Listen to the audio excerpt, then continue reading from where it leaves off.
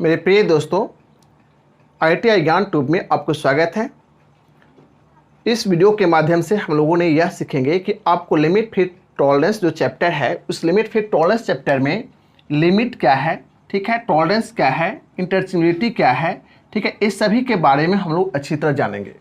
ठीक है, जिसमें चैप्टर है आपको लिमिट फिट एंड टॉलरेंस। ठीक है, जिसमें आपको लिमिट के बारे में जानेंगे, टॉलरेंस के बारे में जानेंगे और इंटरचेंजेबिलिटी के बारे में जानेंगे। तो इंटरचेंजेबिलिटी के बारे में जानते हैं कि इंटरचेंजेबिलिटी क्या है। इंटरचेंजेबिलिटी जो विनिमयशीलता उसको बोलते हैं। तो विनिमयशीलता क्या है, इंटरचेंजेबिलिटी क्या है, उसके बारे में हम लोग अच्छी तरह जानते हैं। आपको पता होना चाहिए कि आप क्या होता है कि इंटरनेशनल या नेशनल या आपको स्टेट वाइज हर स्टेट में मशीनों के पार्ट बनता है, भारत में या आपको अन्य देशों में भी बनता है, हर राज्यों में बनता है, या आपको फैक्ट्रियों में भी भिन्न कारीगर आपको काम करते हैं। तो उस क्रम में थोड़ा समझेंगे कि क्या होता है कि आपको जैसे कि अमेरिका में कोई पार्ट्स बना, ठीक है, उसी प्रकार से आपको फ्रांस से बना, चीन में बना, पाकिस्तान में बना, भारत में बना और अन्य जगहों पे यदि कोई मशीन बनता है और यदि भारत उसको खरीदता है उस मशीन को, या भारत से कोई मशीन आपको दूसरे देश खरीदता है, तो उस क्रम में देखेंगे कि वह जो मशीन पार्ट जो होता है वह आपको जब खरीद लेने के बाद यदि ख़राब होता है या उसका मेंटेनेंस करना होता है तो बार बार आपको इंजीनियर को, अन्य देशों के इंजीनियर को बुलाने में अधिक खर्च बढ़ जाता है। ठीक है, उस क्रम में आपको यह दिमाग में रखा जाता है कि कहीं भी कोई भी कारीगर काम करता है, उस कारीगर से जो मशीन पार्ट बनाया जाता है विभिन्न कारीगर द्वारा, उसमें आपको विनयशीलता के गुण उसमें रखा जाता है। विनयशीलता के गुण नहीं रहने पर वह मशीन पार्ट आपको एक ही कारीगर को उसको ठीक कर पाएगा, अन्य कारीगर ठीक नहीं कर पाएगा और मशीन पार्ट भी सही से नहीं बन पाएगा। ठीक है, तो उस मशीन पार्ट में आपको विनयशीलता के गुण लाने के लिए आपको वह उसमें लिमिट फिट टॉलरेंस को आपको देखा जाता है, जिसमें आपको लिमिट और टॉलरेंस के बारे में हम समझेंगे। जैसे कि आपको ये भी समझ लीजिए कि जैसे कि इसरो के ही संस्थान हैं और इसरो संस्थान में आपको अलग अलग जो इसरो के जो पार्ट्स आपको बनता है और प्रक्षेपण आपको अलग होता है। तो उस क्रम में आपको जैसे बंगलौर, त्रिवेंद्रम, आपको महेंद्रगिरी, ठीक है, श्रीहरिकोटा और उसको बाद आपको अहमदाबाद इत्यादि संस्थान है आपको इसरो का। और उसमें इसरो का जो इत्यादि संस्थान है, उस इसरो के संस्थान में जब अलग अलग मशीन जो सेटेलाइट का पार्ट्स यदि बनता है या कोई प्रक्षेपण के पार्ट्स यदि बनता है तो उस क्रम में क्या होता है कि श्रीहरिकोटा में उसको पहुंचाया जाता है। उस पार्ट्स को प्रक्षेपण के लिए या आपको बार्क में भी वही घटना घटता है। तो उस तरह से आपको क्या होता है, प्रक्षेपण के लिए वह जब असेंबल करने के लिए, वो मशीन के रूप देने के लिए और भिन्न भिन्न पार्ट्स आपको एक जगह भेजा जाता है और उसको आसानी पूर्वक असेंबल करके वह ठीक करके और उसको बाद प्रक्षेपण किया जाता है। तो उस क्रम में उसमें इंटरचेंजेबिलिटी का गुण नहीं रहेगा तो क्या होगा कि उसमें असेंबल करते समय फिर दोबारा ऑपरेशन करना पड़ जाएगा। जब दोबारा ऑपरेशन करना पड़ जाएगा तो आप यह जान लीजिए कि जब दोबारा ऑपरेशन करना पड़ेगा तो उसमें इंटरचेंजेबिलिटी का गुण नहीं रहेगा। तो इंटरचेंजेबिलिटी के गुण के लिए उसमें दोबारा ऑपरेशन करना नहीं पड़ता है। तो वह इंटरचेंजेबिलिटी का गुण क्या है उसके बारे में हम लोग समझते हैं थोड़ा सा आपको फिगर के द्वारा।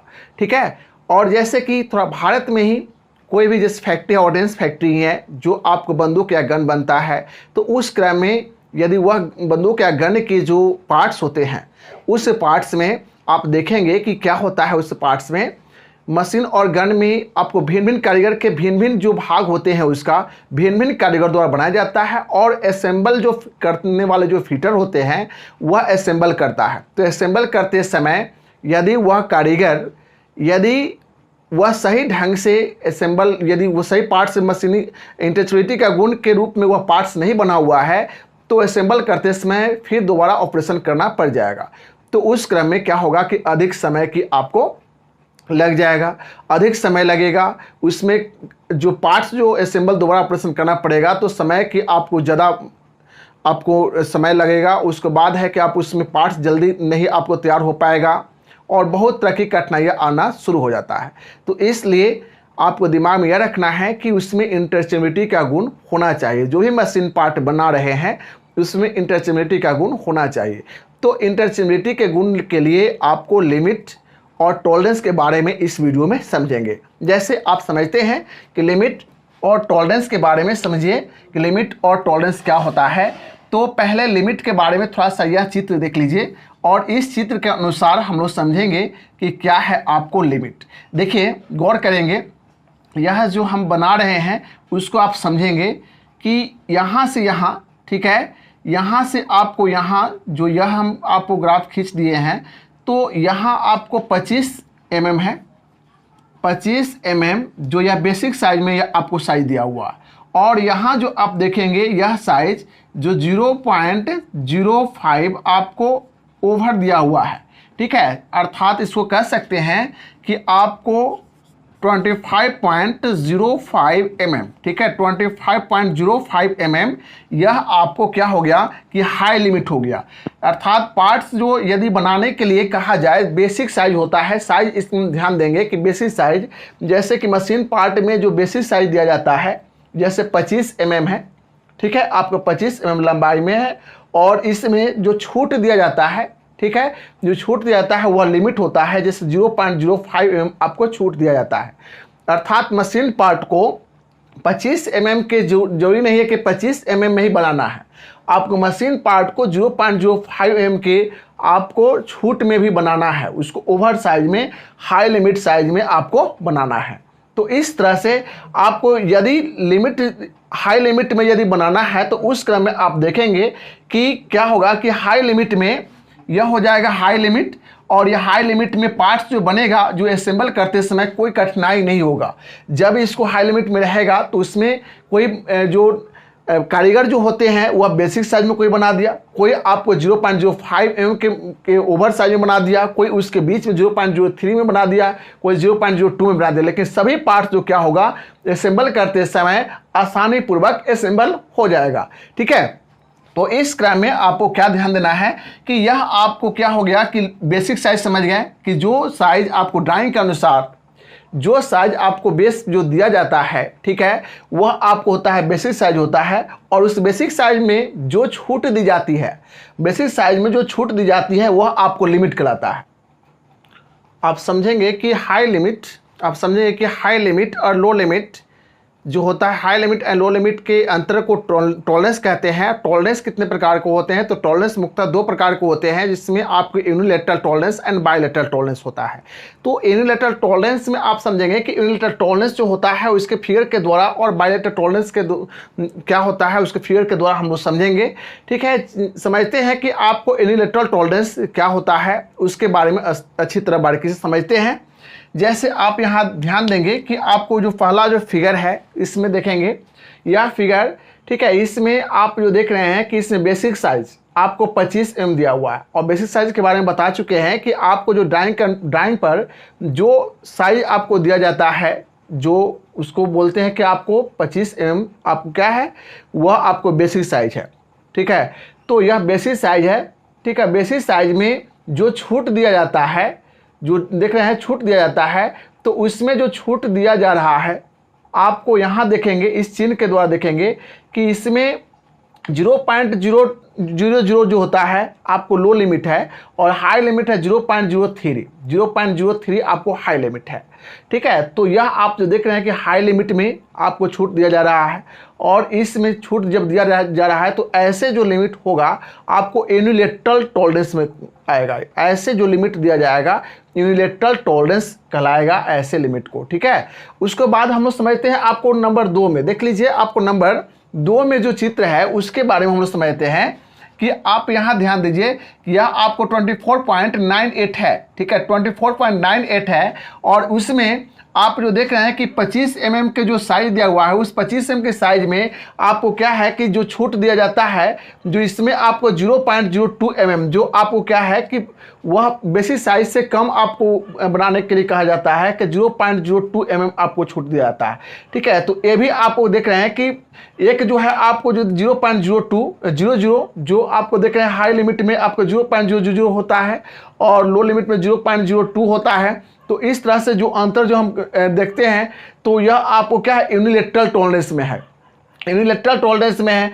आप यहाँ देखेंगे कि आपको चित्र नंबर आपको 3 में देखेंगे कि इसमें जो साइज जो दिया होता है, जैसे कि यहाँ आपको देख लीजिए कि यह दोनों जो है ना, आपको यहाँ देख लीजिए जो लिख लेंगे, जो दोनों जो आप देख रहे हैं, यह देख लीजिए और यह देख लीजिए, जो दोनों जो है आपको एक तरफा में, जैसे यह आपको 25 और इसमें जो है ना, इसमें आपको एक जो है ना, यहाँ से लेकर आपको यहाँ 0 पॉइंट, यह हो जाएगा जो 25.10 हो जाएगा इसमें, और उसके बाद यह हो जाएगा, इसका जो हो जाएगा जो 25.05 हो जाएगा। ठीक है, तो यह एक हाई लिमिट एक लो लिमिट हो रहा है। ठीक है, एक high limit and low limit हो रहा है, तो एक तरफा है और दोनों प्लस में है। ठीक है, दोनों प्लस में, अर्थात हाई लिमिट में ही, मतलब बेसिक साइज से ओवर में ही आपको यह बनाने के लिए पार्ट को कहा जा रहा है। तो ऐसे जो आपको लिमिट जो दिया जाता है, तो यह कहलाता है कि आपको क्या है कि हाई लिमिट में है और यूनिलैटरल है, मतलब दो तरफा नहीं हो रहा है, एक तरफा हो रहा है। यूनिलैटरल मतलब एक तरफा आपको छूट दिया जा रहा है। ठीक है, इसमें भी आप देख लीजिए कि एक तरफा आपको 0.02 जो आपको छूट दिया जा रहा है। इसमें देख लीजिए कि 0.03 आपको एक तरफा छूट दिया जा रहा है।